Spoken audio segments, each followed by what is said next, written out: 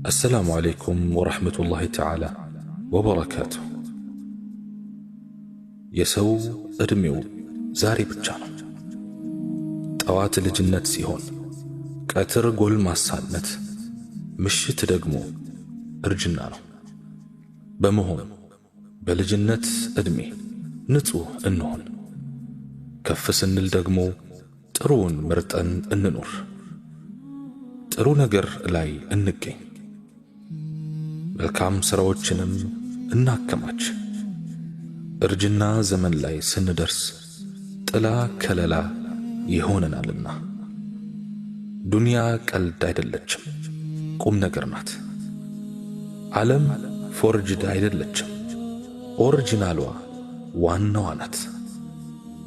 ሕይወት አፓረንትሺፕ አይደለችም፣ እውነተኛዋ ናት። ክፍል አንድ እንጂ ክፍል ሁለት የላትም። ዛሬን ያልኖረ ነገን አልኖረም። ስለዚህ በሕይወታችን አንቀልድ። የኛ ባልሆነውና በእኛም እጅ በማይገኘው የነገ ቀን አንተማመን። የዛሬን ሥራ ለነገ አንቅጠር። ነገ ተነገ ወዲያ አንበል። ነገ በአላህ ስብሓንሁ ወተዓላ እጅ ነው። እሱ ሊሰጠንም ላይሰጠንም ይችላል። ሞኝ አንሆን። የሰጠንና በእጃችን ያለውን እንጠቀምበት። እያንዳንዱ አላህ ስብሓንሁ ወተዓላ የሚሰጠን ቀን ቀድሞ ከተጻፈልን ዕድሜ አዲስ ገጽ ነው። ትናንት የያዘውን ይዞ አለፈ። መጨነቅ ያለብን ዛሬ ስለተሰጠን አዲስ ቀን ነው። ሁሌም በተሰጠን ሙሉ ቀን ለመጠቀም ብለን ማልደንም ሆነ አርፍደን እንወጣለን። ስንወጣ የብዙዎቻችን ትኩረት ዓለማዊ ዓላማ ነው። የየዕለቱ የቁርስ፣ የምሳ፣ የእራት፣ የእንቅልፍ ጊዜያችን እንደተጠበቀ ነው። የግዴታ ሶላቶች ከደረሱ ግዴታነታቸውን ለመገላገል እንሰግዳለን። ጥቅማቸውን አናስተውልም። ዓላማቸውን በጥልቀት አንረዳም። ይኸው ነው ኑሯችን። አጂብ! ይኸው ነው የተለመደ የዕለት ተዕለት ዑደታችን። በጠዋት መውጣት፣ በማታ መግባት፣ ሽክርክሪቱ በነፍስ እስካለን ድረስ ይቀጥላል። ከልማዳችን ወጥተን ለማስተዋል የምንሞክረው ነገር የለም። በዚህ መልኩ ብዙ ዓመታትን ምድር ላይ ኑረናል። በዕለት ውሎ ለነፍሱ አትርፎ የሚገባው እንዳለ ሁሉ ከስሮ የሚገባውም ብዙ ነው። ይህንን የተለመደ ዓላማ አልባ ኑሮ መቀየር አለብን። አኺራ ከዱንያ በላጭ እንደሆነች አውቀን ለሷ ትልቅ ትኩረት መስጠት አለብን። ለሕይወታችን የተሻለ ትርጉም መስጠት አለብን። ከአላህ ጋር መሆንና ከእሱ ጋር ይበልጥ መተሳሰር አለብን። ከሚሻሉት ነገሮች ሁሉ አላህ ነው የሚሻለው። አላህን ማመንና በሱ መተማመን ነው የሚሻለው። ስለ ቀጣዩ ዓለም አብዝቶ ማሰብ ነው የሚሻለው።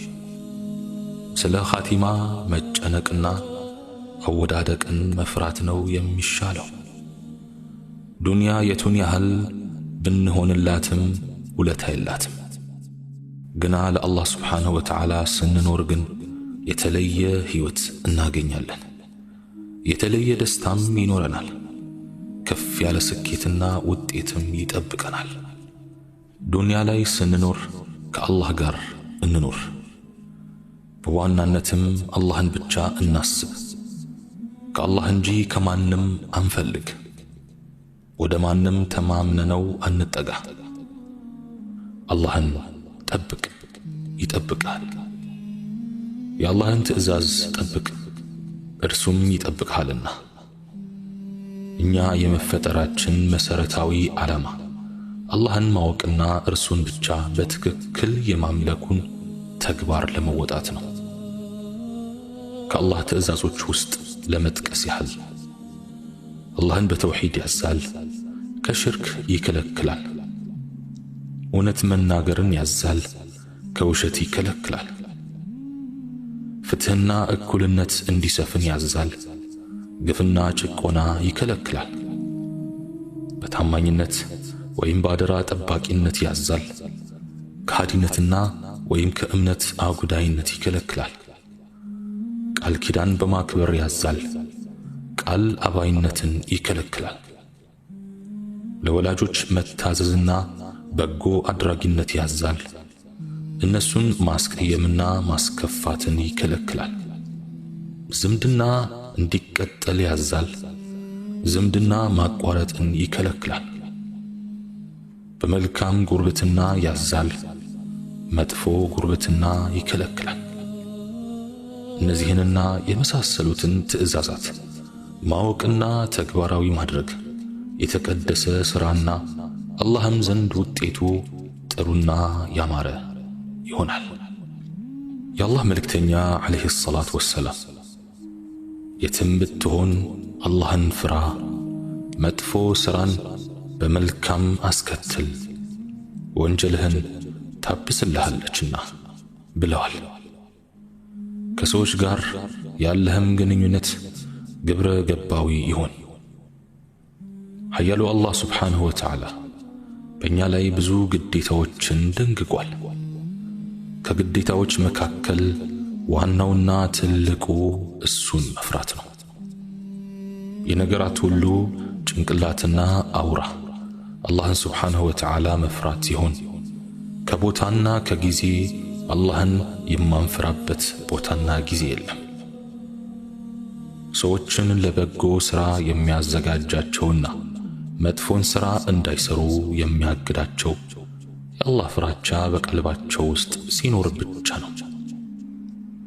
የአላህ ፍራቻ ቀልቡ ላይ የሌለው ሰው በድቅድቅ ጨለማ እንደተዋጠ ሰው ነው። በመሆኑ የጌታውን ትእዛዝ አያከብርም። ስለዚህ የሱ በሕይወት መኖር ምንም አይነት ትርጉም የለውም። አላህ ሱብሓነሁ ወተዓላ በቁርአኑ ላይ እንዲህ ብሏል። ያ አዩሃ አለዚነ አመኑ እተቁላህ ወልተንዙር ነፍሱም ማ ቀደመት ሊገድ ወተቁላህ ኢነላህ ኸቢሩን ቢማ ተዕመሉን። እናንተ ያመናችሁ ሆይ አላህን ፍሩ። ማንኛይቱም ነፍስ ለነገ ያስቀደመችውን ትመልከት። አላህንም ፍሩ። አላህ በምትሰሩት ሁሉ ውስጥ አዋቂ ነው። ሱረቱል ሐሽር አንቀጽ 18። ጥሩ ስነ ምግባር የሰዎችን ህልውና ለመጠበቅ የመጀመሪያው ምሰሶ አላህን መፍራት መሆኑ ጥርጥር የለውም። ስለዚህ መልካም ስነ ምግባር ለእያንዳንዱ ግለሰብና ለህብረተሰቡም በመላ የግዴታ የሚያስፈልግ መሆኑ ሁሉንም የሚያስማማ ሆኖ እናገኘዋለን። በመሆኑም አንድ ሰው ውሸታም፣ ጉረኛ፣ ምቀኛ፣ ኩራተኛ፣ ሲሕረኛ መሆኑ ግለሰቡን በአስከፊ ሁኔታ ይጎዳል። መልካም ሥራዎቹንም በጠቅላላ ያበላሽበታል። እነዚህ ጸባዮች በህብረተሰቡ አባላት መካከል ከተራቡ ህብረተሰቡን ይጎዳሉ። ስለዚህ ባህሪያችን ጥሩና ከሰዎች ጋር አስማምቶ ሊያኖር የሚችል መሆን አለበት። አላህ ሱብሓነሁ ወተዓላ እንዲህ ይላል፣ ኢን አሕሰንቱም አሕሰንቱም ሊአንፉሲኩም ወኢን አሰእቱም ፈለሃ። መልካም ሥራ ብትሰሩ ለነፍሶቻችሁ መልካምን ሠራችሁ፣ መጥፎም ብትሰሩ በእነሱ በነፍሶቻችሁ ላይ ነው። ሱረቱል ኢስራእ አንቀጽ 7። የአላህ እርዳታና እገዛ። የእሱን እገዛ በፈለክ ጊዜ አገዘ። እርዳታውንና ጥበቃውን በሻህ ጊዜም ረዳ። መረጥከውና አንተን ከሌሎች በማስቀደም ሰጠ። ከእርሱ እርዳታ እገዛና ጥበቃ አንጻር አውንታዊ ምላሽህ እዚህ ግባ የሚባል አይደለም። እርሱ ከሰጠህ አንጻር ምስጋናህ ከምንም የሚቆጠር አይደለም። እርሱ ሰጠ፣ አንተስ ለሌሎች ሰጥተሃልን? ሰጥተህ ቢሆን እንኳን በሱ እገዛና መልከታ ቢሆን እንጂ አልሰጠህም።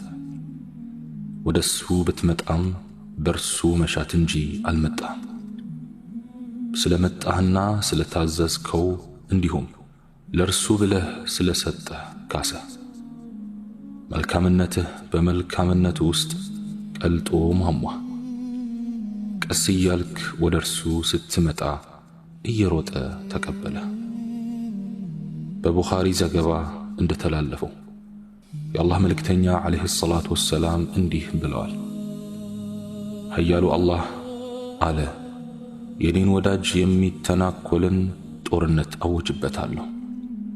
ባሪያዬ ከኔ ጋር በአንድ ነገር ሊቃረብ የሚችለው ግዴታ ያደረግኩበትን ነገር ሲፈጽም ነው። ባሪያዬ ወደ እኔ ነዋፊል ትርፍ በሆኑ ነገሮች በሚቃረብበት ወቅት በጣም እወደዋለሁ። ከወደድኩት ደግሞ የሚሰማበት መስሚያ፣ የሚያይበት ዓይን፣ የሚዳስስበት እጅ፣ የሚሄድበት እግር እሆነዋለሁ። ቢጠይቀኝ እሰጠዋለሁ፣ ጠብቀኝ ካለም እጠብቀዋለሁ። ቡኻሪ ዘግበውታል። ሐዲሱ እጅግ አስገራሚ ሐዲስ ነው። ቃላቱ ትንሽና አጫጭር ቢሆኑም መልእክቶቹ ግን የከበዱ ናቸው። አላህ ባሪያውን የኔ ወዳጅ ብሎ ይጠራል። የመወዳጀት ደረጃ መድረስ ትልቅ ደረጃ ነው። ቀጥሎም ወደዚህ ደረጃ የሚያደርሰውን ነገር ጠቆመው። እርሱም ግዴታ የሆኑ ነገሮችን አጥብቆ መያዝና ሱናዎችን ተከታትሎ መፈጸም ነው። ቀጥሎም ወደ ትልቁ ሽልማት ጥቆማ ተሸጋገረ። አላህ ለባሪያው የሚሰጠው ትልቅ ሽልማት ውዴታው ነው። ከአላህ ውዴታ በላይ ትልቅ ሽልማት የለም። በአላህ መወደድ ግልጽ ምልክቶች አሉት። በዋናነትም የሰውነት ክፍሎች መስተካከል ነው። በመጨረሻም ሐዲሱ አስደናቂውንና ጣፋጩን ሽልማት በመጥቀስ ተጠናቀቀ። እሱም የዱዓህ ምላሽ ማግኘት ነው። ኢላሂ፣ ዱዓችንን ማሳመር ባንችል እንኳ ሐጃችንን አንተ ታውቃለህ። ምላሳችንን ቢንተባተብም ሐሳባችንን ትረዳለህ። አንደበታችን ቢተሳሰርም ምኞታችንን ታውቃለህ። የቱን ያህል ብናስመስልም ውስጣችንን ታነባለህ። ከኛ ጉዳይ ካንተ የተደበቀ ምን ነገር አለ? ብናሳየህ ባናሳየህ ምን ይሳናሃል ጌታዬ? ደክሞኛል ደግፈኝ ያ ረቢ፣ ከፍቶኛል ጠግነኝ ፈጣሪ። አላህ ስብሓነሁ ወተዓላ እኔም በተናገርኩት እናንተም በሰማችሁት የምንጠቀም ያድርገን።